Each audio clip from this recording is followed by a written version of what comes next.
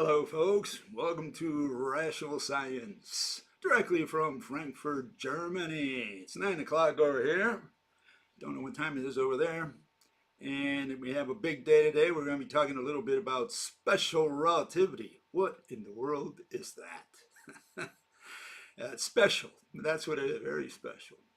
Anyways, I'm going to include some of the questions that people made in another segment. I'm going to do a little review of space-time because apparently a lot of people had questions or comments to make about space-time. And of course, we'll begin with our extinction segment. And I guess the question is, what is the state of the world? Are we getting any closer to extinction? Or maybe deliberately or inadvertently, maybe postponing it with good decisions by our politicians and economists. Which is it? And I can't really tell you myself. Sometimes it feels like they're trying to do their best, considering the tools they have, whatever's available to them, create more money, try to hold on, keep inflation low, raise labor, in other words, employment, hopefully reduce taxes. Maybe that's what they're trying to do. These are the tools they can work with.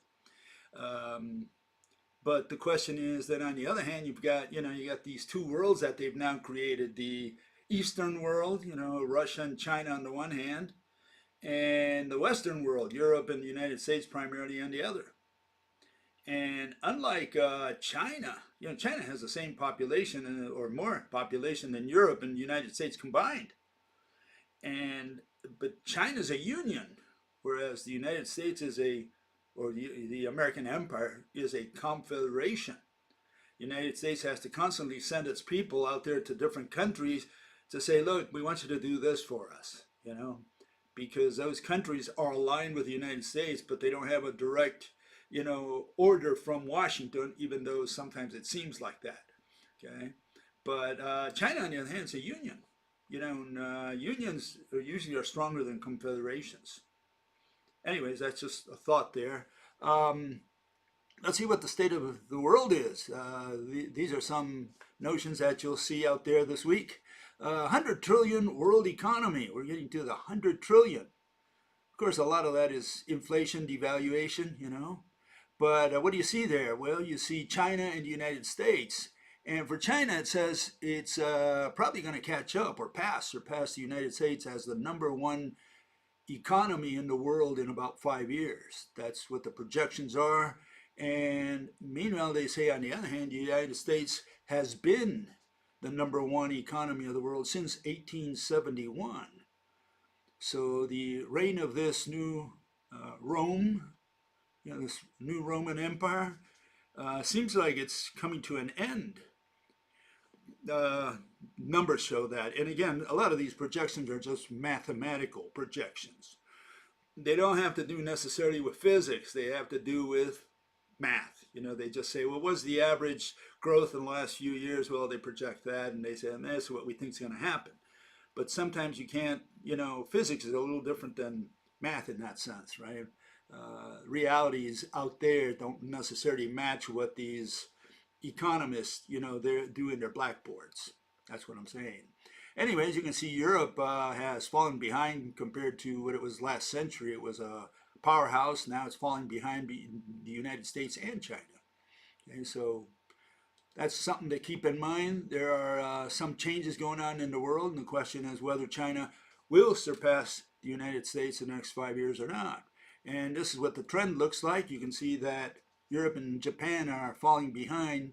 Their curve is not so pronounced. And China, on the other hand, is growing faster than the U.S., in fact, twice as fast as the United States. And again, they expect it to pass the United States in the next 5 years. Okay, these are the projections. Again, a lot of this is just math, not physics. It doesn't necessarily reflect what's happening on the ground or what will happen on the ground in the next few years. These are just projections. We cannot predict the future, even though our science critic believes otherwise. Okay, and says China will become the global economy's biggest growth driver in the next 5 years, doubling the U.S. contribution, IMF says, the International Monetary Fund. China will contribute 22.6% of total world growth, while the U.S. will only contribute 11.3%. That's about half, exactly half, if you follow those numbers. Half of global growth will be concentrated in China, the US, India, and Indonesia. These are very populous countries. That's why they put them up there. China will become the biggest driver of global growth over the next 5 years and will contribute double what the US adds, according to the IMF. Okay, and yeah, you can see that the numbers show that it's essentially China's going to pass the United States. Whether that will happen or not, that's a separate issue. And that's economics. You remember, economics does translate into military power as well. Okay? And that's another thing to look out for. Very important point, by the way. Okay. Okay, so because of that, the United States, is a little worried about that trend, and it's acting now so that maybe in 5 years, what the IMF projects doesn't happen. That's maybe the hope, the prayer, right? And it's putting the pressure on countries to cut their relations with China as part of that deal to see if they can slow China's growth down, at the same time attempting to deprive China of anything that can help its military. Okay, those are the ideas behind the rulers in the United States. And here we have a case. Italy rethinks its close China ties as U.S. backs stronger break. And you can see there at the bottom, they want to pull Meloni, who is the Prime Minister of Italy. She wants to pull out of this so-called Belt and Road Initiative. And I'll cover that in a second here. But you can see the trends there. China is selling more to Europe than what it's buying, and the deficit is growing. And so that they're trying to see if they can overturn that, or at least somehow prevent it from being so exponential as it looks there. Okay. What is this road and Belt and Road Belt and Road Initiative? Belt and Road, I think it is. And here it is. It says the Belt and Road Initiative is a global infrastructure development strategy adopted by the Chinese government in 2013 to invest in more than 150 countries and international organizations. And it's considered the centerpiece of Xi Jinping's foreign policy, and it's been compared to America's Marshall Plan. Remember, after World War II, the Marshall Plan was used to reconstruct Europe. Okay, there's a lot of countries, 151 countries that have signed up, and you can see there at the bottom, what does it cover? Initiative infrastructure investments include ports, skyscrapers, railroads, roads, bridges, airports, dams, coal-fired power station, railroad tunnels.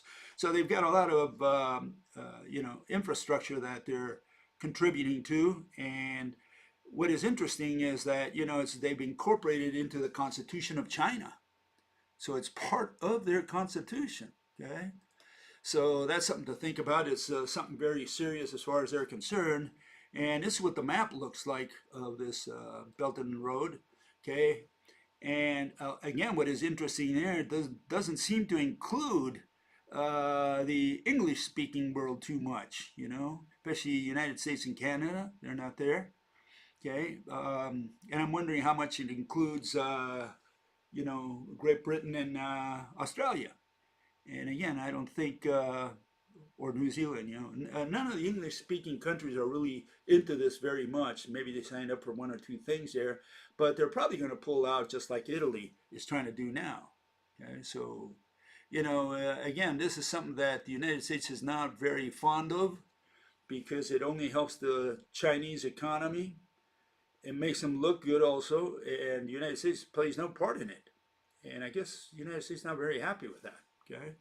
So, again, you got to look at these things, because these are the, you could say, mega trends, okay, of what's going on out there.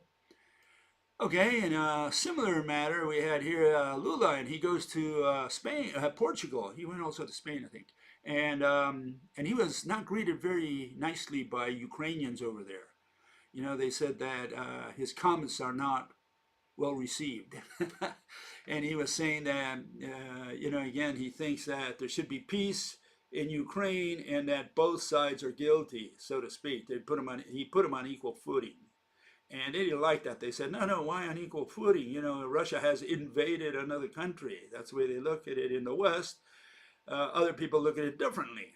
And one thing I can share with you is the following, and that's, what is Brazil? Brazil is the biggest country in South America. This is what it looks like, the map in the Americas, what is called Latin America, okay? And North America only has Mexico. Anything between Mexico and that southern continent we call South America is Central America, Then you have Cuba and other islands in the region are known as, the Caribbean Americas or whatever. And then you have South America, which is the big green part there. But there's maybe that's not a good way of separating all these countries. So let's look at a different way of dividing this up. Okay, and there you can see Spanish speaking countries versus Portuguese, which is essentially Brazil. That's it. And then you have some other countries that speak French and English there. Belize, Guyanas, the three Guyanas there, they have different languages, Dutch, French, and English. But the main language spoken in Southern America, you could call Latin America, is Spanish. You got maybe 370 million people speak Spanish there. Now, I found on the internet that it's about 200 and 200, 212 for Spanish speaker and 206, I think it was for the Portuguese. I don't know where they got those numbers. Everybody speaks Spanish from Mexico to Argentina and Chile. We understand each other in every one of those countries, no problem. They have some local words sometimes we don't understand, but in general, we can speak with anybody from Mexico to Chile, no problem. Brazil, that's a different story. They speak Portuguese, and anyone who knows Spanish pretty much understands Portuguese if they speak slowly enough. But it's a different language, right, more or less. But one thing they all have in common, and related to Ukraine, is that, none of these countries, red and blue, fear Russia or China. They fear someone else, and it's known as the United States. That's the one that they fear about. Big stick policy, Monroe Doctrine, any of those ring a bell? That's what they're worried about. On the one hand, they can't live without the North, with the United States empire, and they would love to live without it. So they're in this catch 23 situation, can't live without them, can't live with them. And but they have nothing to fear from China or Russia. So when a guy like Lula, president of Brazil, goes out there, he's got this more even version of what's going on in Ukraine, and he doesn't see Russia as being the only aggressor. They say that in some instances, but they reach agreements with Russia as well on economic stuff, and they're not just going to follow what the United States dictates. They're going to follow their own interests. And the same goes for other countries in the Americas. So when China comes over and offers money, they say, yeah, I'll allow myself to be bribed. Okay, so you got to look at that, the way they're seeing all this. Okay, final note. Here we have something that's going on, comes out of the Telegraph, says the nuclear family is dead. So it's not only population, but the nuclear family, mom, pop, and a couple kids. And it says, and our politicians are to blame. Well, I don't disagree that the nuclear family is dead, but I don't think it's got anything to do with the politicians. And the article essentially says that they're not giving any incentives for people to have children. And I'm not sure that's going to change anything, okay? It says fertility rates have been halved over the past 7 decades. A third of adults have never been married. Lots of people are not even getting married today. So the old-fashioned tradition of getting married, that's dying. In fact, like I like to say, a lot of people who are getting married today, disproportionate amount of people are homosexuals because they just want to prove that they have the right. Whereas those who have the right say, well, I'm not going to make use of my right, like a lot of people don't make use of their right to vote. They say, I'm not going to vote. And so it's like an irrelevant right that they have to get married or to vote. And in the case of marriage, if you don't get married, you don't have long-term relations. Even if you do get married, you get divorced 3 months later, again, that's not a long-term relation. You don't have kids, that is not a long-term relation. And this speaks volumes of what's going on today. We're not having children, partly because, like I said, we moved to the cities from the country, we become urbanites, and urban people don't have children. That's why I don't think politicians have much to do with that issue. But then on the other hand, you've got this situation where people are not getting married, which is part of the new culture. Service economy, bachelors, or homosexuality, or whatever, non-producing people. Okay, so no marriage, no kids. That's where we stand. Okay, let me move on to this issue of space-time, which we covered the other day. There were some issues there. What I did was I went in there and looked at a channel, YouTube channel. It's got, I think the name was History of the Universe. They've got over 500, half a million subscribers. And what do they talk about? Well, they talk about nonsense. That's what I found out. But I thought maybe, just maybe, space-time is something different. And no, whatever they said about space-time is absolute, I'll be kind, poppycock. Okay, that's what it is. And this is what the channel looks like. It says, what actually are space and time? Do they even exist? Okay, I think those are valid questions to answer. And let's see how they answered them. This is what their train of thought was. They put on John Wheeler, the comment that John Wheeler made. He was John Archibald Wheeler. He was a mathematical physicist, mathematician actually. The math is a language. They do a lot of math, a lot of equations, and then they reach all irrational conclusions, including this nonsense about space-time. And so, they looked at space and they looked at time. Do they exist? And this is what Wheeler had to say about space. Is what is space? Behind it all is surely an idea so simple, so beautiful, listen to this, that when we grasp it in a decade, in a century, or a millennium, we will all say to each other, how could it have been otherwise? How could we have been so stupid? Totally agree. The only thing important that John Wheeler said in his life. Everything else was nonsense. Okay, so they go in there and they go from Aristotle to Newton and Leibniz. And it says that, in 2,000 years, it took them to come up with the notions of space and time that we have today. Okay, so they go in there and they said, Aristotle said, that there's no such thing as an empty void. Okay, everything. In other words, there is no such thing as space, meaning nothing. Even that is something. That's essentially what Aristotle said.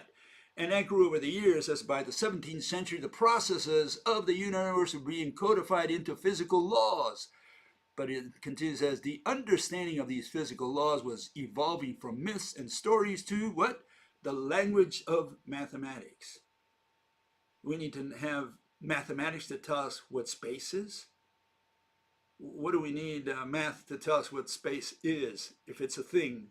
If it's a concept, again, I don't think we need math at all. But this is how they start their presentation. So they're all already off on a tangent, in the middle of the jungle, lost.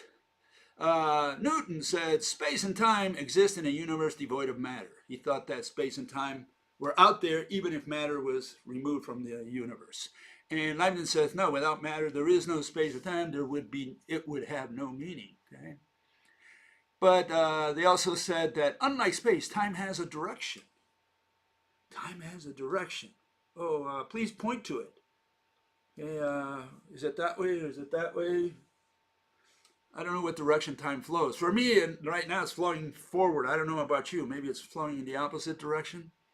So I don't know what direction time is flowing. Okay, so they continued in there, see if they can zero in on what space and time are. It says the explosion of the universe is the expansion of space. Expansion of space. So they're saying they're treating space as a balloon, more or less, right? They're saying it's something that's expanding, okay? Expanding from 13.8 billion years since the Big Bang.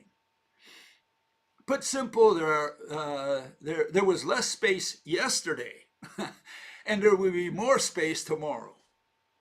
So not only are they confirming that it's a physical object, here you have something that's expanding, and there was more of this in the future and less of it in the past. So I guess they're talking about a thing. Yeah, it's like saying you have more money or less money, or that you have I don't know, more sand, bigger house. You know, they're talking about a thing. They're talking about physicality here, right? Galaxies are not moving through space. Uh-huh. Space simply gets between them. So here you have space growing, pushing the galaxies apart. That's what they're saying, okay? The universe is becoming less dense. In other words, the matter apparently remains the same, but it's space that's pushing all the matter apart. I guess including the atoms within you, but they address that. You are not, and not slowly drifting apart. Gravity holds you together. So thanks to gravity, otherwise we'd blow up like the guy on the bottom there. Okay, but this gravity is manifestation of the curvature of space. Blah, blah, blah, they lost me. I mean, if the atoms are being held together, what's that got to do with curved space? I mean, they're talking about atoms being held together within you. That's why you don't blow up. And then they talk about curved space. How do you reconcile that? I guess they're saying that each atom has its own curved little space, and it's so curved that it's pulled to the other because of the little curved space.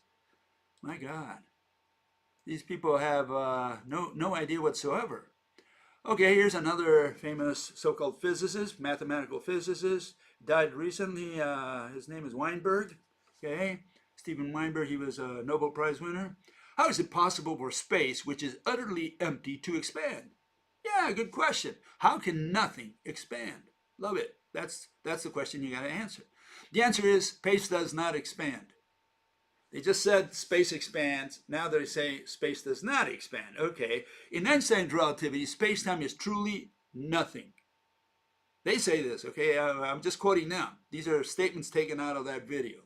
Okay, relativity tells us that space is nothing and has no property. Okay, space-time, they're nothing, but they're expanding. Space is expanding, and there's more of it. What the hell are they talking about? I mean, it either is a physical object. When you talk about expanding, like you see there, you're talking about a physical object. Something is pushing, the galaxies apart. And you might say, well, it's not pushing, space is growing. Yeah, but why would the galaxies go apart unless the water, is pushing them, the little boats apart? There's more water, so it pushes the boats apart. So space is treated like a physical object that is pushing on the galaxies, okay? So I don't know how you're going to avoid the notion that they're presenting here, that space is something, and then he says, oh no, by the way, space is nothing. So they live with these contradictions. They don't even realize it. They just keep going as if nothing. Okay, so they move into the block universe, okay, famous. In relativity, all past, present, and future are already written. Okay, we're cartoons in a cartoon, whatever the cartoonist drew in there, whatever the script was, whatever the plot was, you have to follow it because, Bugs Bunny cannot act outside the script that the writer, the author, put in there for him, and the artist. They make him do certain things. He's got to do them because he can't say, oh, I'm not going to do that. I can't imagine, Bugs Bunny doing that, right? The entire history of all things is already out there. Everything has already happened. You're walking on footsteps, okay? This notion is known as the block universe. As we trace out our world line, we follow our predefined path. Concepts dear to us, such as free will, are lost. You have no free will. Okay, there it is. Proof, evidence. Okay, you have no free will because, as you can see, that fallen glass, no beer in there, but that fallen glass, that is space-time. It's already there, and we're somewhere. They always put us at the end of that. At the rim of the glass. That's not really true. What they're trying to tell you is that space-time already exists. Space and time immemorial to infinity or to the big crunch, whatever. It's already there. All we can do is just walk on our footsteps because the story of the universe has already been written. Interesting, if you believe in this nonsense, okay? And yeah, that's more or less also what St. Augustine said. So they haven't invented anything, these relativists. They just parroted what Augustine said. Says God is outside of space-time, of the universe, and he's a spirit, so he can't move because spirits don't move. Spirits are concepts. Concepts don't move, okay? And he created the universe, and he's outside of time because time is inside the universe. And God knows what's going to happen because it's already happened. He can see it all there, right in front of him. Okay? Brian Greene's loaf of bread that I talked about the other day. Okay. Where does this lead? It says, we know that our universe didn't stretch infinitely into the past. It had a beginning. From our observations, we know that the universe was born almost 14 billion years ago. Okay, so they know this. Okay, it's been proven, certified. All you got to do is memorize it from now on. We don't know the process that brought it into being. But that was the important part. But it was born with both space and time. Just where and how space and time came to be in the universe remains a mystery. Oh, no kidding. The important stuff, the one they had to answer, they can't answer. There are other mysteries about the birth of the universe that we don't understand. There clearly must have been something special about our universe's birth, but what this was, we still don't know. It's just a bunch of don't knows, and I don't know, and who knows, and we now understand how Einstein's space-time works, but we still don't know what it is. Okay, so we got a lot of contradictions here because they say space-time is a thing. It's expanding. Okay, there's more of it every day.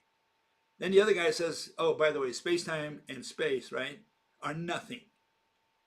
Okay, but he doesn't explain what it is in the alternative. And these people say, oh, by the way, we don't know anything about what space time is. We don't know what space is. We don't know what time is. But we know it all. Okay, great. They know there's been an origin to space-time. They don't know how it came to be. They have no idea. They cannot explain that. Of course they can't. And then they say, by the way, we don't know how it came to be or where it's going or what it is, but they know everything about it. Great. And here it is at the smallest possible scale, at the tiny Planck scale. Space-time is chunky. Chunky, that means it's a thing, right? Talking about a thing because he says it's chunky. I mean, you're not going to say that love is chunky. Nobody's gonna, unless you're a lousy poet, right? Meshed together into a network. I think very straightforward. They're talking about a thing, okay? Space and time become granular. Granular, chunky. They're talking about, what, little seeds or whatever. The event, as Hawking defined it, is a point in space-time. That's an event. And these people are saying that little point, that little dot, is granular, okay, because they're trying to merge, quantum mechanics with general relativity, right? Pieces of the fundamental length and fundamental time, Planck scale pixels that set the smallest resolution of the universe. Okay, again, they're talking about these little dots that make up space-time. That's what they're talking about. This would mean that at the smallest scales, space and time would be nothing more than grains of sand on a beach. And you see it at the bottom, that's what space-time looks like. Grains of sand on a beach, okay? What are these quantum grains made of? Again, we are left disappointed as they just are. So they don't know nothing. That's what it is. They know nothing, absolutely nothing. You always end up with this wall. They say, "Oh, by the way, we don't understand it. We don't know what it is, but we've proven it." Okay, our measurements, right? We've proven it. Okay, so it says, what if space and time are not really there? Now they're talking about existence, right? Perhaps space and time do not exist at all.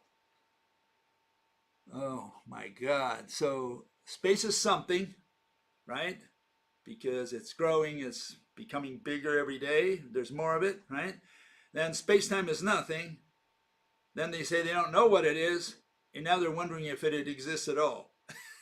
This is all the same video, okay? That's what I'm saying. So much poppycock cannot be condensed into a movie, but they did it. They managed. What if space and time are actually emergent phenomena, something we experience only as what? Macroscopic beings. So perhaps there is no space between the grains of reality, no time between one grain and another. To these grains, these concepts make no sense. Well, yeah, I'd never talked to one of these grains to find out if it makes sense or not, but maybe one of these grains one day will tell me, Okay. For us, much larger than the scale of these grains, there is the concept of space. Ultimately, space and time maybe don't exist. Are these people for real? I mean, it took, they made this video, it took 1 hour. And I had to spend through this whole thing just to see it all, to see, what came out of it all, and this is what they came out with. Okay, and I guess this is the punchline here. Yes. Space and time are far more strange than they first appear. Are we any closer to really understanding space-time's true nature? Of course, nature is not bound to reveal its secrets. No matter how hard scientists work, they may never reveal the fundamental truth. We must face the fact that some mysteries might remain forever mysteries. Just what space and time actually are could forever be beyond our grasp. And I spent 1 hour watching this nonsense. So, no, all I can tell you is they just chase their tails around. They have no idea what they're talking about anymore. Is space-time a physical object? They treat it as such. Then they tell you that it's nothing. Then they tell you that perhaps it doesn't exist. And finally they say, we don't even know what it is, but and we'll probably never will. Great. Love the show. It's got 500,000 hits or whatever over there. Unbelievable. Okay, and so we had some questions since last time, and these are some of the people who know everything about space-time. So they came and told us, fortunately, we have all these scientists who came over to tell us what space and time and space-time are. Okay, here it is. The first one says, scientists don't know what space and time are, never have, and possibly never will. What we mean by space and time hopefully shed light on the subject in the future. Science is an attempt to explain the natural world, yeah? Since we will always have an incomplete understanding of the universe, why? It should not be expected that the models generated by scientists will be directly physical. Oh, there you have space and time. Well, what is it that you don't understand? I mean, space is one axis, time is the other axis, and they took this Cartesian coordinate system, which is a little weird because space includes 3 dimensions there, okay? And then they bend it downwards. And they say that's the reason the Earth doesn't fly out of the solar system. You've probably seen the little ball, the Earth rolling around this depression, and that's their explanation for why the planets don't fly out of the solar system. So I don't understand what this fellow doesn't understand. We know exactly what space and time are. This is not rocket scientist stuff. What it is they've taken time and they've taken space and they converted it into physical objects. And even worse, they took space and they turned it into one coordinate, right? And took time to replace height with it and put it as the other coordinate. And that's all it is. It's just a way of locating points in space-time, meaning events, meaning what? All those grains of sand that we just talked about. Okay?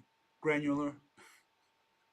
So I don't know what these people don't understand. It's very clear. We know exactly what space-time is. It's known as nonsense. It's poppycock. That's what it is. Okay, here's another fellow says, space might, I think it's the same fellow. Space might be something akin to air. Okay, maybe. You might argue that, well, I can feel air flowing against me, but I could respond by saying that I can tell when I'm accelerated. Yeah, maybe when he injects himself. The sense of the acceleration could be the feeling of our change in reference frame in space-time. Okay, so he's saying that just because he changes his reference frame with respect to what? To something he calls space-time. He's using that. He drove a stake in the ground that he calls space-time, and from there he says, I can sense whether I'm accelerating or not. Therefore, I don't think that it is true that space cannot be regarded as an object. See, so he thinks space is a thing, yeah? An object that cannot be detected by human senses is still an object. Yeah, we don't dispute that. In fact, we argue that here all the time, that you don't need to see or touch an object for it to be an object. An object is that which has shape. What you need to tell me, what is the shape of space-time, and then we'll know if space-time is an object or not. That's the definition. If you don't like the definition, then we got to go a step back and find out what an object is, what a thing is. And for that, you need to define what the word thing, what the word something, what the word object is. These are all synonyms. So begin by defining what an object is. Then we'll know what you're talking about. And yes, you don't need to see or touch an object for it to be an object. That's not the definition of object. An object is that which has shape. It has shape before any human ever saw or touched it. Okay, another fellow says the following, says, or I think it's the same one, says, time, we need two frames of reference, like you said, but where do these come from? Obviously, one comes from the present, but then where do the other come from? Does the other come from? The simple answer seems to be kind of memory. Some kind of memory, okay? Yeah, memory, okay?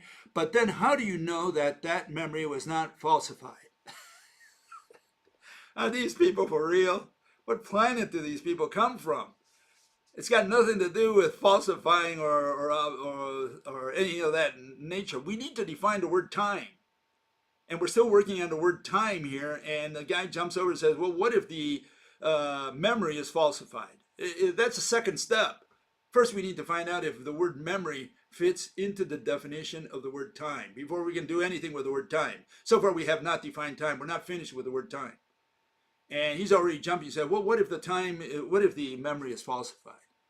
You know, it's just unbelievable, you know, what these people have, the nonsense that goes through their brains. Okay, here's another fellow, and he says the following. He says, if space void is nothing, then the world is a plenum with no separation, unless there is an entity whose sole purpose is to separate things. So he's saying that it's space that keeps things apart, atoms apart. So it's a thing. Because if space wasn't there, I guess the same thought that some of these Greeks had, you know, if space wasn't there to push things apart, they would be together. So he thinks space is a thing because it keeps things apart. Never occurred to him that atoms are separated by, you know, the electromagnetic ropes. Okay, and it has nothing to do with space. Space is nothing, meaning that which has no shape. We don't need space as a thing. Space is a concept. It's the same thing as the concept nothing, which is an antonym of something. Something that which has shape, space which doesn't have shape. Very simple. Fellow says, space-time is real, testable, and falsifiable. Relativity is real, testable, and falsifiable. Sorry, in science we don't falsify anything, so, I mean, you know, we can't take you seriously. Yeah, we don't falsify things, dollar bills, IDs. I used to do that, but I don't do I don't do that any longer. Okay, another fellow says, you can derive the fact of space-time directly from the invariance of the speed of light. Space and time coordinates are intertwined. Whoa, they got tangled, I guess, right? And space coordinates change, the time coordinates change. Yeah, they have all the, I guess it's how much beer these guys drink, I don't know. What does this have to do with space-time being a thing? Is space-time a thing or not? Is it a physical object or not? And all you have to do to prove that space-time is an object is draw it, illustrate it, tell us what it looks like. And you say, well, you can't even imagine it like Stephen Hawking said. yeah, that if you cannot even imagine it, then you don't know what you're talking about. And you can't call it an object until you do. And he said, well, I can't because it's four-dimensional. Well, how much did you drink last night? Bartender, I went what he had. I mean, they just come up with idiocy that is math that has nothing to do with physics. Physics, right there, out there in the world in front of you. But these people have their minds going beyond the universe and say, but I'm like God. I'm outside the universe, and I find out that 3D is too little for me. I need 4D at least, or 5, or what is it, string theory up to 26D? Yeah, proportional to the number of whiskeys you drank, I guess. Okay, another fellow says, Albert Einstein helped develop the idea of space-time as part of his theory of relativity. Many years after its proposal, Einstein's theory of relativity was proven thanks to NASA's Gravity Probe B, okay, which demonstrated that space and time were indeed linked. How can they prove that space and time are linked? Physically linked, I guess, because that's what Gravity Probe B was all about. How can you prove that space and time are linked if space and time are not physical objects? Neither one is a physical object. Certainly, I hope you can understand that time is not a physical object. But some people might think that time is because they talk about warping time, right? But yeah, or bending time or whatever. But if space and time are not physical things, how can you link them physically? Which is what these people are talking about here. According to Einstein's general theory of relativity, space and time are tied together. Again, they're talking about time being a physical entity. They're tying the seconds with the meters, I guess. I don't know. Maybe tying them into a knot. And space and time can bend and curve. How do you bend and curve time? What do? You take the seconds and bend them, the hours, the years? I don't know. I'm wondering. But despite all the things that space-time enables us to predict and know, it isn't real in the same way that an atom is real. So in what sense is it real if it's not like an atom? Okay? There's nothing you can do to detect space-time directly. Okay, yeah, because it's very hard to detect concepts like, what are you using? A fork, a spoon, a 10-foot pole, to to detect it? Are you trying to touch it, see it? What are you trying to do?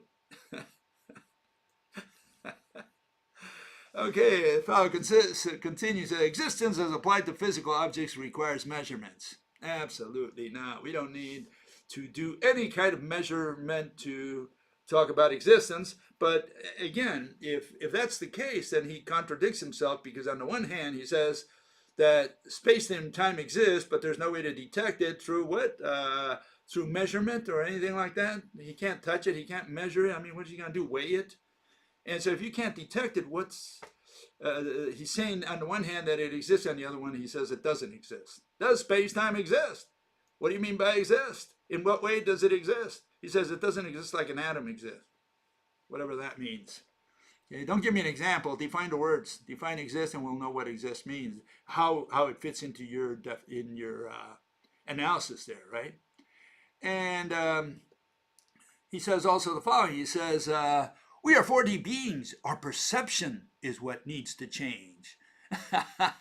Okay, so there we have these 4D beings. No wonder he had these weird ideas, because he's a 4D being. I guess some kind of tesseract being coming from Mars. I don't know. So yeah, he says the perception needs to change. Okay, great. I don't know what we learned from all these people. We learned that they know nothing. What was it, the know-nothing party I talked about the other day? That's what they are. They're on the know-nothing. Because eventually they all tell you that, oh, by the way, we don't know anything. They've proven everything. They want to teach you. They say that you're wrong. And then they say, oh, by the way, we don't know nothing. Okay. Fellow also kickstart the special relativity segment. So we want to find out what special relativity is. And this fellow comes along. He says the following. He says that time dilation, right, has been proven. He says, breaking news, just in. He shouts it, right? That's what happens with all these people. AI rediscovers Einstein's time dilation. Okay, how an AI, artificial intelligence, right? It's got a little robot there that rediscovers Einstein's time dilation. Okay, I'm not sure how an AI can do that, especially when AIs are actually programmed. But let's see where this leads. What is special relativity? Well, special relativity has three essential theories built into it. One is that mass increases at a given speed when it speeds up, right? Uh, Rulers, lengths of rulers, right? They contract when an object speeds up, and time dilates. Okay, so they have these three versions, and here I've illustrated them for you. Okay, a ruler contracts in the direction of travel, right? Mass increases, and I guess like a balloon, you just inflate it, or are there more atoms? I don't know. And then time dilates. Okay, somehow the clocks become wobbly, Okay, these are the things that special relativity has, and therefore you can see that it's all going to be a bunch of nonsense, what they're going to be proposing. Okay, so this is not for you to take seriously, this theory of special relativity. Okay, where did we get all this stuff? Well, we have a little summary here from one of our primary physics sites, Physics World, right? It says length contraction, the short story. Okay, the idea of length contraction was postulated by the Irish theoretical physicist George Fitzgerald in 1889 and by the Dutch theorist Hendrik Lorentz in 1892, also known as Lorentz-Fitzgerald contraction, or just Lorentz contraction. They forgot about Fitzgerald, right? It was invoked to account for the negative outcome of Albert Michelson and Edward Morley's memorable experiment of 1887. The two Americans had famously tried and failed to detect the ether, a hypothetical stationary medium that was supposed to carry electromagnetic waves, much as the surface of water carries water waves, right? Keen to rescue the hypothesis of a stationary ether, Lorentz and Fitzgerald's solution to Michelson and Morley's null result was to suggest that objects traveling at a substantial fraction of the speed of light will, when viewed by another observer, meaning subjective, right, appear shortened in the direction of their travel, based on a calculation by Oliver Heaviside of how the magnetic vector potential in Maxwell's equation transformed between reference frames. Okay, so what does this history look like? Let's go slowly, point by point. What happened was that we had first these two fellows, Michelson and Morley, and they carried out a series of experiments. The last one was in 1887, up to that point. I think they had a couple more after that. But the main one where they published their main result was 1887. Okay, think about that. 1887, Einstein was from 1879. He was 8 years old. Okay, keep this in mind. Okay, Einstein was only 8 years old. Did he discover any of this stuff that we're going to look at in a minute? I doubt it. Okay, not at the age of 8. Okay, so here it is. This is Albert Michelson and Morley. And what they did, they said, look, if you put some kind of sensitive device when the Earth is on one side of the sun and when it's on the other, they should be going in opposite direction to the ether wind. Okay, and so they carried out this experiment in which they sent beams of light. Okay, and you can see there on the right what happened. They showed that what should have happened and what did not happen. And essentially, they came up and they said, look, by the way, we conclude that there is no ether. They thought there was an ether, a bunch of particles, as I call them, out there in space that would slow down light. And that did not happen. Light had the same speed in any direction. They could not detect any difference. And because of that, they got rid of the ether.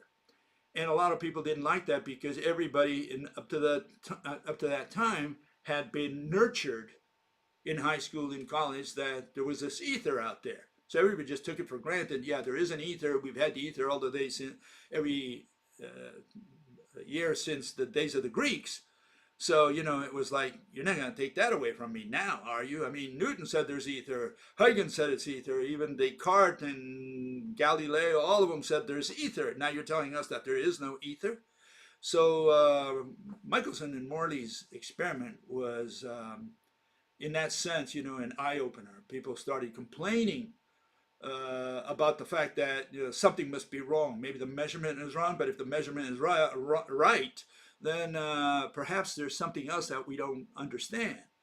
And that's when some of these people came up with alternative ideas. And the first guy to attack that to some degree, okay, was Oliver Heaviside.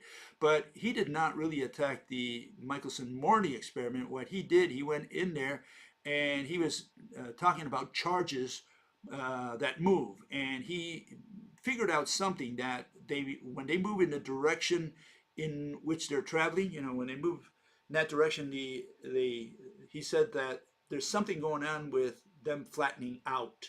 The charge is flattened out. So he puts this paper, and what I like about this paper, yeah, he says the following. He says, all disturbances being propagated through the dielectric ether at the speed of light. When, therefore, a charge is in motion through the medium, the discussion of the effects produced naturally involves the consideration of three cases. Those in which the speed u of the charge is less than or equal to or greater than v, that of light. So you can see there I circled in his equation 1 minus u, which is the velocity of the charge, over v squared, which is the velocity of light. And the reason I put that in there, that's the first time I saw this relation, okay? And what I'm saying is that's what Lorentz is later on going to incorporate into the so-called Lorentz factor, which then, in the end, Einstein takes credit for all of it, okay? But you can see this is coming out in 1888, at the end of 1888, beginning of 1889. That's when he published a series of 5 papers. And this was from the 3rd or 4th, which was still 1888, the end of 1888, November, December. And you can see that that relation there, I think he's probably the first guy to put that in there. Okay? And that's going to be very important. Keep that one in mind, because you're going to see now what's going to happen.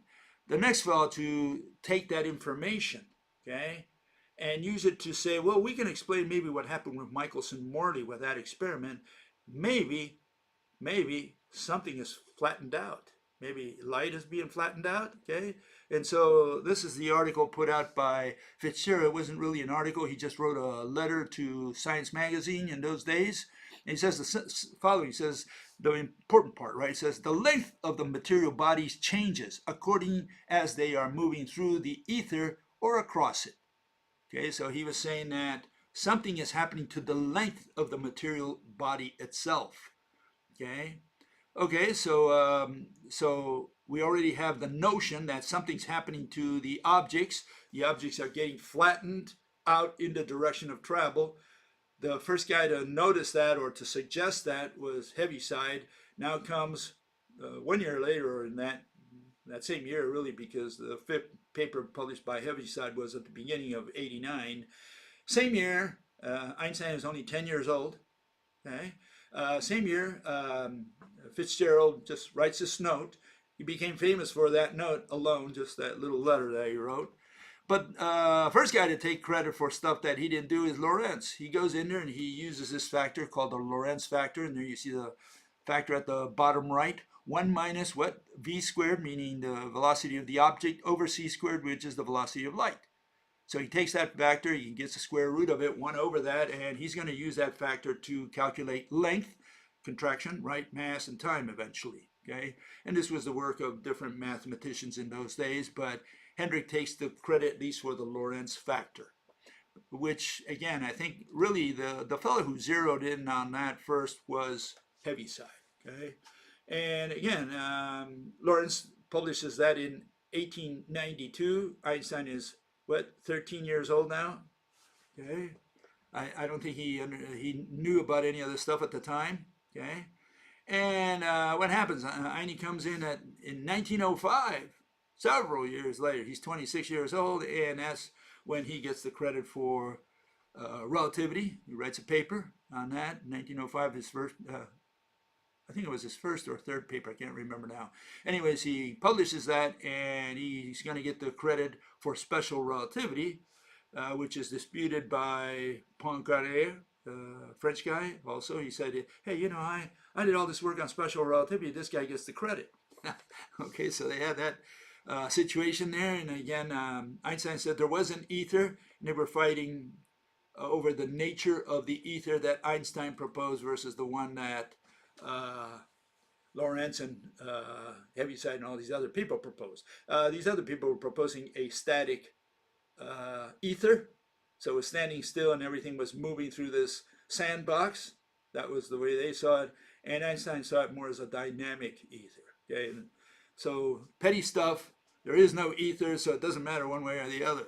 They were all wrong. Okay, but those are some of the differences between them. Okay, let's look at this. First, the mass increase. Okay, they're saying that if an object travels close to the speed of light, because of the Lorentz factor there, that 1 minus v over c, both squared, right? That factor is going to tell them that the more you approach the velocity of light, the more you're going to be affecting mass, length, and time. Okay, and let's look at mass.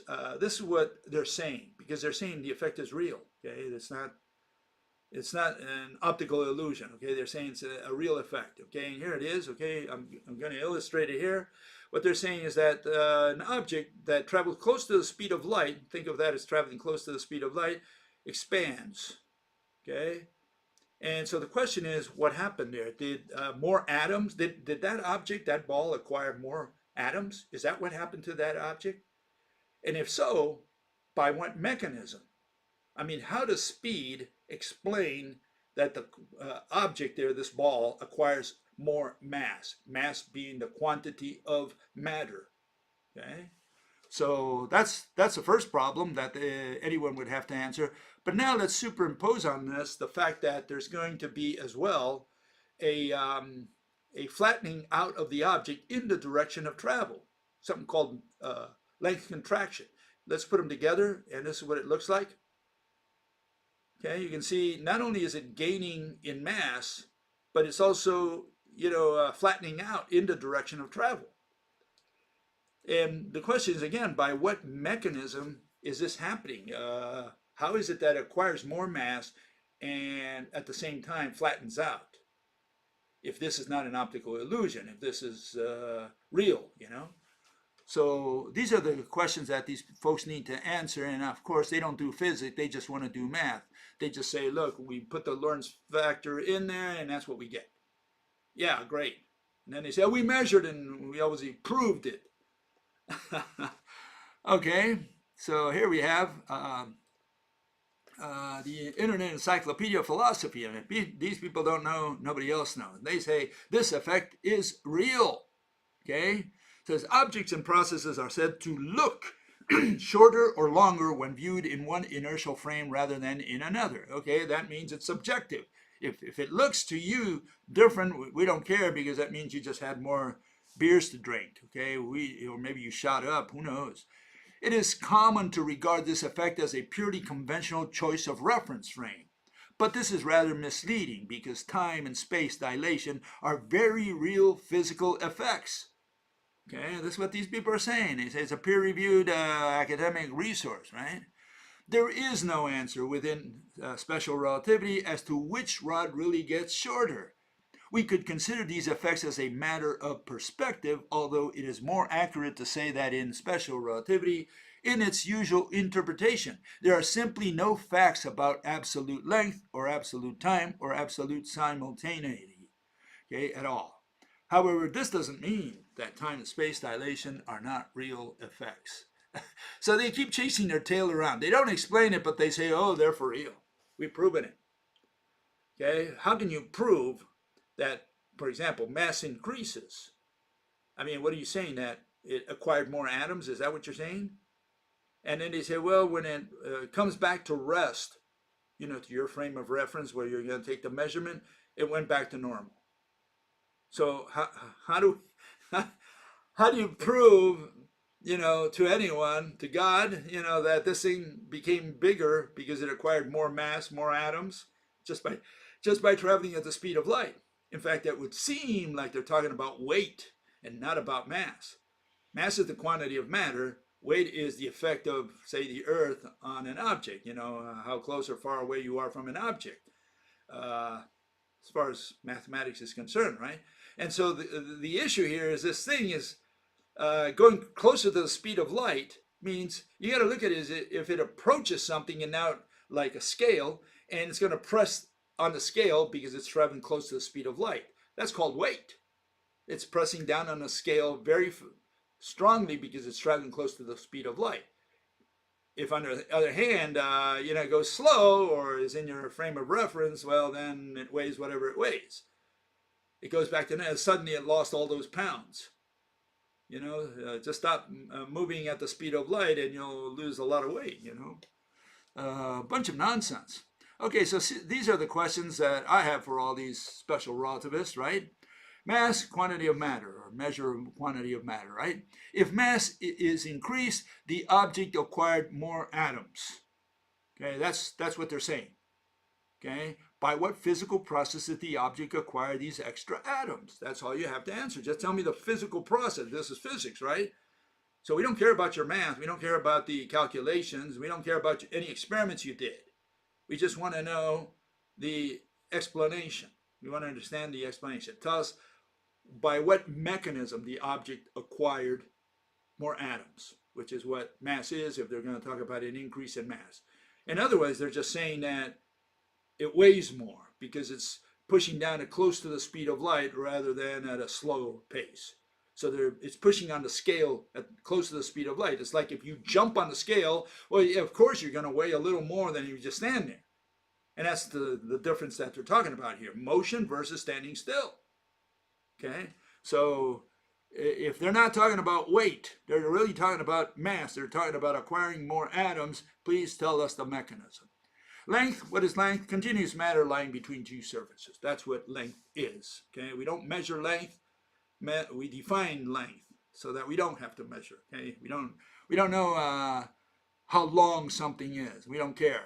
We want to know if it is long. And for that, we need a definition. The definition is you take a table, you treat it as if it were made of a single piece, and you look at surface to surface. That's called the length of that table. It's a qualitative concept. It's the one we use in physics. We have no use for the quantitative measurement notion that they have in math. If the object shrunk, it either lost atoms or the atoms came closer together, right? So if it shrinks, what happened? The atoms just came closer together for whatever reason, or you chopped some or they lost some or whatever, and that's why it also became shorter, right? Those are, I think, the only two possibilities. Maybe I missed one, okay? So, and again, so by what physical process did the object do either? That's what you got to answer. How come it became shorter? Okay, and again, we don't care about the math. We don't care about experiments. That's not what we're asking. We're asking for a physical interpretation. Time dilation, what is that? An observer measures a moving clock as ticking slower than a clock that is at rest in his reference frame. Okay, what does that have to do with physics? It just says that we have a subjective reading because the object, whatever it is, in this case, could be a clock or whatever, it ticks at a certain rate. It doesn't matter what you measure over here, what another guy measures over there, depending on their frames of reference. We don't care about that. We want to know what the clock itself reads. Hopefully the clock only has one reading. And I'll give you a good clock, the Earth going around the sun. It takes 1 year. 1 year is defined as one revolution of the Earth around the sun. So if one twin, right, we have two twins, one travels at the speed of light to the galaxies, to a black hole, and then comes back, and he says he's younger than his brother because time went slower for him, that his brother is 50 or 60 years old, he's only 20. Well, let's count the number of times the Earth went around the sun, and we'll find out who's right. And hopefully the Earth went around the sun 20 times or 40 times or 50 times. It can't be both. So we have to use the definition. What is a year? Year is one revolution of the Earth around the sun. And whether the guy comes out there and measures with his atomic clock and comes back and stands on his head, we don't care. We want to count the number of revolutions of the Earth around the sun, period. That's all we have to look at, okay? And so the way they got around this is by talking about proper mass, proper length, and proper time. What is that? Well, proper means what they measure in their local frame of reference. In other words, the thing traveling with you. So when you look at time, it's the watch that's traveling with you. When you look at length, it's the table or the ruler or whatever that's traveling with you. And when you look at mass, you're looking at the object that is going to increase in mass, but now you're not going to look at it as increasing in mass because you get it right there in front of you. And so that's the proper mass. And so what they're saying is that the proper mass is not the one that expands, that increases. The proper length is not the one that flattens out, that shortens, right, in the direction of travel, and so on. And so the question is, they're saying that the proper one doesn't change, meaning that there is no change, that it's only a measurement issue, and this measurement issue has to do with someone traveling at the speed of light in general, or close to the speed of light. And so we're talking about measurement. We're not talking about physics here. We're talking about the object did not change. Whether it travels at the speed of light, it did not flatten out, it did not gain more mass. It always remained the same. It's the measurement that they're talking about. They're saying, oh, we measured more mass. Oh, we measured that its length shrunk in the direction of travel. That's what they're telling you. But that's just a measurement. That's just, you can drink 5 beers and reach the same conclusion. If the object itself has not changed, if its frame of reference, it does not change at all, that's an objective criterion. The measurement, that's not an objective criterion, that's subjective. Because, you could be influenced by the way the light shines on your eyes, how much drinks you had, how many drinks you had, it's got nothing to do with what the object itself did. The object itself did not change, they're telling you. In its frame of reference, the ruler remains 12 inches, didn't shrink at all, and it did not gain any weight. And so what have they discovered? Nothing. They're just talking about measurement, okay, of what they perceive.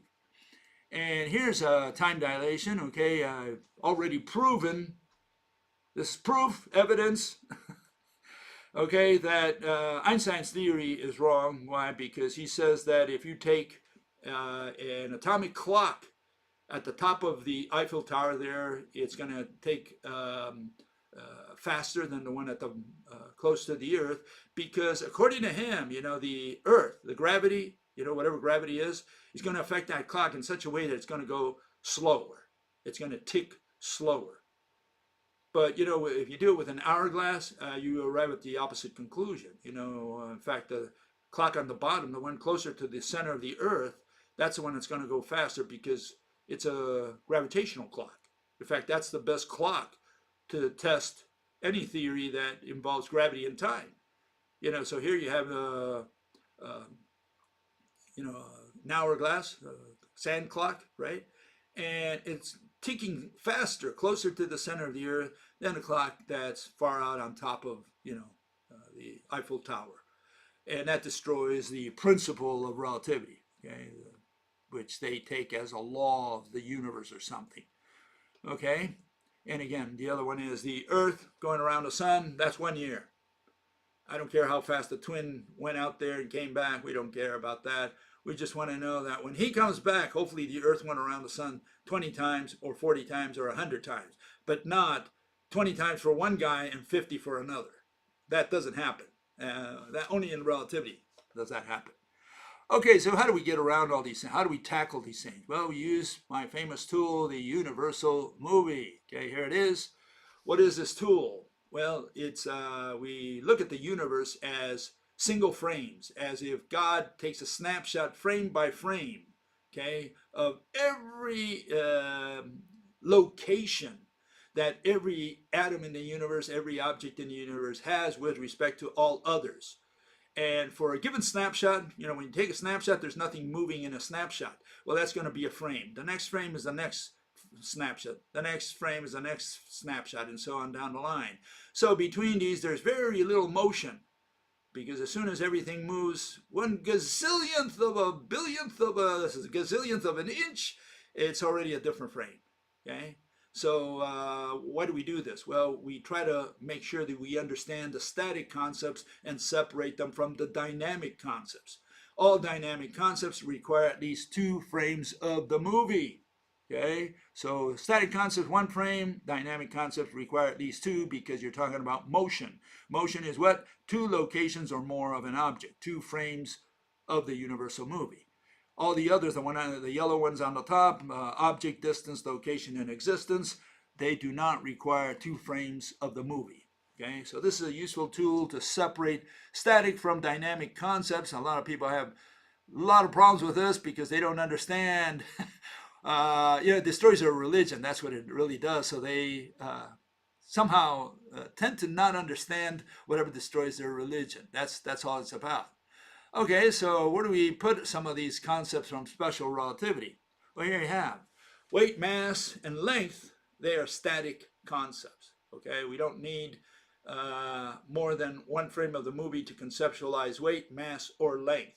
What is mass? The number of atoms an object has. Okay, does it change from frame to frame? Yeah, maybe it does. We don't care because that's not what we're asking. We're saying, does mass in a single frame of the movie, does an object have the same number of atoms there? Or does it change in that single frame? And the answer is no. If a ball has 1 trillion atoms in that single frame, that's the mass of that object, 1 trillion atoms. So mass is a static concept. Similarly, length is the separation, from one surface to the other side of a surface of an object. Okay, we treat it as if it were made of a single piece. Table could be, for example. And so that's called the length of the table. We don't care how much it measures.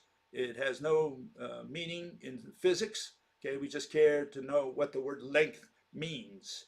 Okay, we don't roll the measuring tape from one edge to the other in science. What we do is we define the word length. And weight, again, is the number of electromagnetic ropes, the individual, right? Electromagnetic ropes that bind any 2 objects.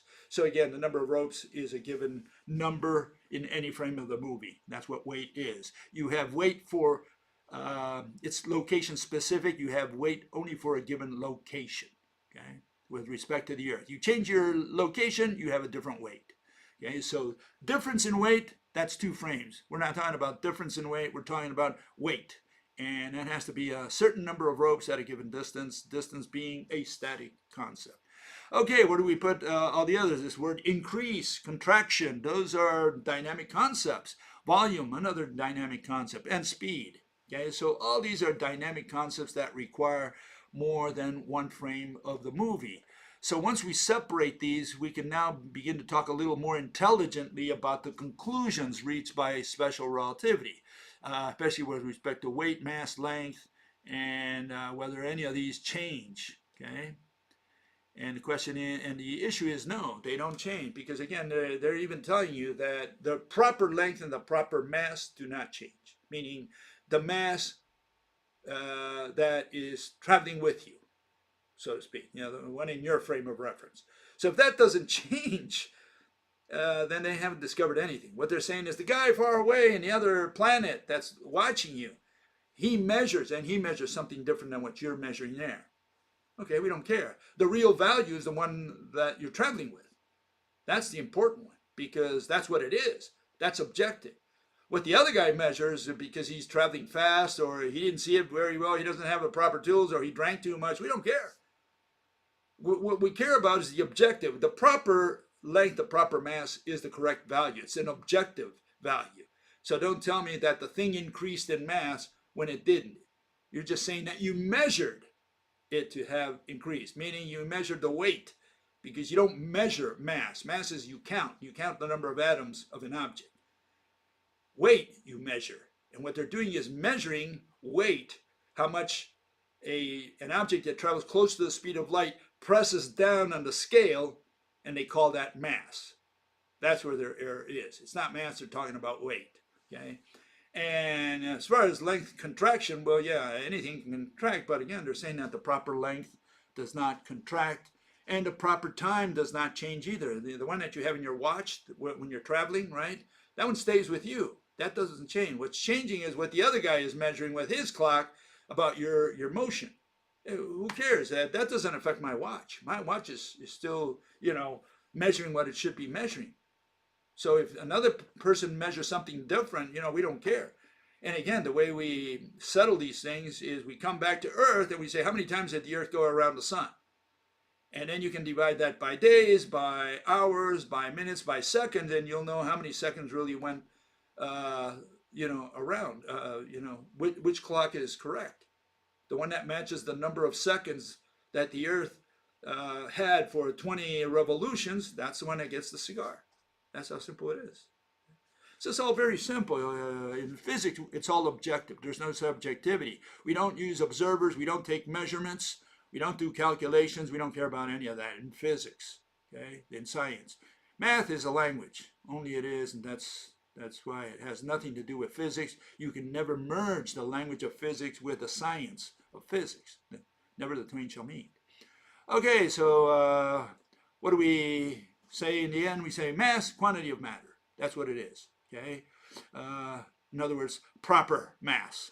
That's what we care about. Weight, number of independent ropes between two objects, that bind two objects, okay? Independent, or what we call effective ropes. Two objects are standing still at a given distance from each other. Snapshot, right? How many ropes are there interconnecting them? That's the mass, okay? And length, continuous matter between, two surfaces. Okay? So you have surface of the table, you treat it as an object made of a single piece. Table is not made of parts. We don't talk about mereology in physics. Okay, that's a religion known as mereology. What something is made out of. Okay, we don't care about that. We look at a table, we say it's made out of a single piece. We look at one edge to the other, and that's the length. Do we unroll the measuring tape to find out how long it is? No, we don't, because length here on Earth is the same as length, the definition of length, right? As in the land of the Klingons. Length is length is length is length. Always should be the same. Okay? I don't care if you're in the land of the Klingons, surface to surface. If they have a different measuring tape, different units, what should we do? Commit suicide and say, oh, but they don't have inches, and they don't have feet, and they don't have meters. What should I do now? They have the X's and the Y's. Yeah, that's why it doesn't matter. Length, we have to define, not measure. And then the other two notions there we don't care about because they don't belong to physics. Okay, they're stuff that belongs exclusively to mathematics. We don't have use for time in physics. We have no use for volume. Why? Because in science we have to explain a mechanism. That's what physics is about, explaining a physical mechanism. Time plays no role in an explanation. And volume doesn't either, as far as I can tell. I mean, I don't know. Maybe someone will find some way of putting volume in there. I doubt it. What is time? Relation between two motions. Okay, you have to have memory there to memorize the original points and then compare them against their ending points. And this fellow says, what if they're cheating on you? Irrelevant. We're talking about the definition, but he doesn't understand that. Okay, and then we have volume, displaced encapsulating medium. So if you have an encapsulating medium such as water, right, or air, and you're going to put the fish or the bird in the air or the fish in the water, how much water does it displace? That's called volume. Okay, so it's a dynamic concept. Okay? Again, we have no use for volume in science. Okay, and with that, I guess we clean our nose holes with all of relativity, special relativity, right? It has no validity in science, and it has nothing to do with physics at all. What these people are talking about is measuring and subjectivity. That's what they're talking about. Physics is objective. There are no observers in physics, no measurement, no equations. We don't use words such as time. It's a four-letter word, okay? Literally, okay? We don't use those words. We have no use for time in physics. And mass, number of atoms, I don't know if that has any validity in physics. Maybe you could, have some use for it. The only way I use it is to say that the atom The hydrogen atom is the unit of mass. Okay, that's one way that I use it. The more hydrogen atoms, the bigger the element is. Uranium has 92 hydrogen atoms essentially. So in that sense, I use mass. Weight, the only way I use it is just to explain that weight is a static concept. It's location specific. You move an inch farther away from the earth or closer to the earth, you have a different weight. So weight is location specific. Location is a static concept. What are we talking about? We're talking about the number of ropes that interconnect every atom of one object to every atom of the other object. That's essentially the main point. Obviously, each one of the objects is also bound to every other atom in the universe by electromagnetic ropes as well, and those intervene as well in this tug of war. Okay, so all that's got to be factored in to the notion of weight. Okay, and that's different than the acceleration of gravity, by the way. Acceleration of gravity when you have many weights. Weight. And as you get closer, the ropes fan out. You have more independent ropes, more effective ropes, and therefore weight changes as you approach the Earth. That acceleration of gravity is many weights, many measurements of weights. Okay, let's move on to our science critic, and he talked a little bit about prediction. He made a video about prediction, and like I said the other day, in fact I've been talking about that the last couple times, he never understood, and he still doesn't understand the difference between an explanation and a description, and until he does, he's just spinning his wheels. He thinks that an explanation is just a description and vice versa, and one is a synonym of another. They're not. Okay? Explanation is not a description. Description is not an explanation. And all predictions are just descriptions. They are not explanations. If you can explain why something is going to happen, now you're talking about the past and not about the future. Prediction. Okay? So here it is. Let me put them on. I think the sound is a little high, so you may want to turn your volume a little low. I don't know that for a fact, but I think it was a little bit high, okay? Just in case, I'm warning you. So let me turn this on. Give me a second here. Here it goes. The questions and issues to be addressed in this rebuttal include: a prediction is just a description. A description is not a theory. A description is not an explanation either. Let's take this example. Someone says we're next going to see Halley's Comet in 2061. Now, how are they working that out? Well, they've worked out that we see Halley's Comet every 75 to 76 years, and the last time that we saw it was in 1986, so the next time that we'll see it will be in 2061. Now, that is an explanation for why. You can always ask, okay, why do we see it every 75 years? And the answer to that is, well, it circles the sun. And you can ask, why does it circle the sun? Well, it circles the sun because of gravity. But if someone says that in 2 years it's going to go through a wormhole, so we'll end up seeing it in 5 years, then that is a prediction that can be tested. If that doesn't end up happening, then we know that that explanation that they gave is false.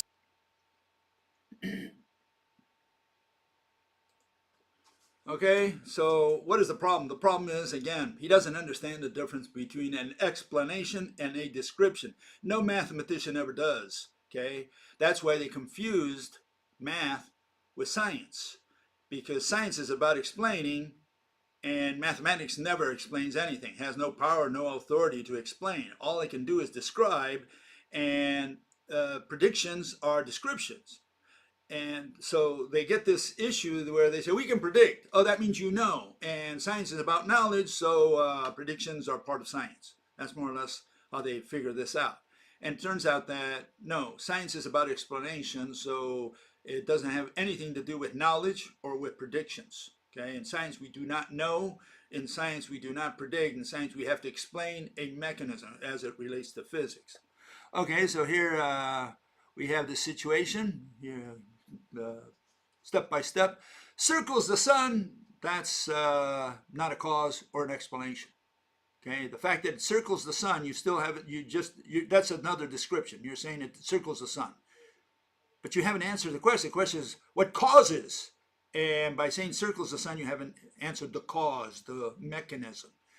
Because of gravity. Again, you haven't explained the cause. Gravity is not a cause. Gravity is a description. You're saying, well, every time I let go of the pencil, it falls to the ground. Why? Because of gravity. Well, so far you just put another word in it. You just described. You haven't given me a mechanism. Okay, gravity is not a mechanism. Gravity is just a word that's used to describe the effect that you still don't understand. Okay, so let's separate descriptions from an explanation. We'll return in 5 years, you know, the comment, right? That's a description. So, in other words, you just made a prediction. You say it will return in 5 years. Okay, whether it does or not is irrelevant. Okay, because all you did so far is describe. A prediction is just that, a description. But then he says, swallowed by a wormhole or whatever. It doesn't matter. Now you've given an explanation. You said this is the cause. The cause it will come back in 5 years or in 2 years or whatever is because it went through a wormhole. Okay? And now you're giving a mechanism. You say, look, we'll assume that everybody understands what a wormhole is. Okay? It goes through this hole and somehow there's an effect there that causes the comet to appear earlier or later or whatever. Okay, so you're explaining why the comet is not going to appear in 75 years, but in 5 years, in 2 years, or whatever. Fine, no problem. And you're saying it's because it goes through a wormhole. The wormhole does something. As long as you can explain that something, because again, the wormhole is up there. And again, wormhole is an irrational explanation. Why? Because wormholes, is an equation. And equations don't swallow, comets. But you're treating the wormhole, assuming, you make the assumption that a wormhole is a physical thing, then you could say, well, it does something to the comet. It slows it down, it speeds it up. You could do all that kind of stuff. Only if the wormhole is a physical object. Otherwise, it's an irrational explanation. And here, let me show you what a wormhole looks like, okay? You always wanted to know what a wormhole looks like? Here it is, okay? I'm the first guy to show this on planet Earth, okay? So get your cameras ready, okay? Here it goes. This is what a wormhole looks like, okay?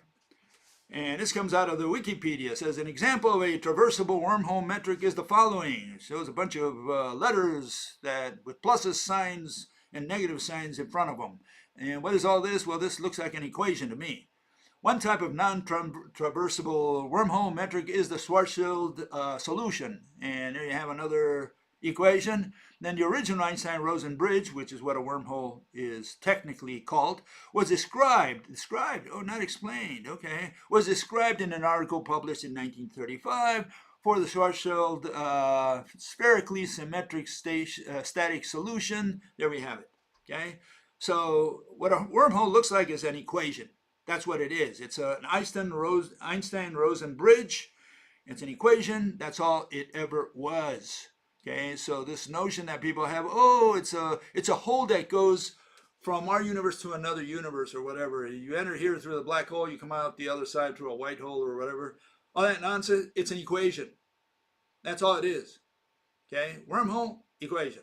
Einstein-Rosen bridge. Okay, so you can't say that. So in that sense, it's an irrational explanation because they're saying, okay, the wormhole is going to speed up the comet.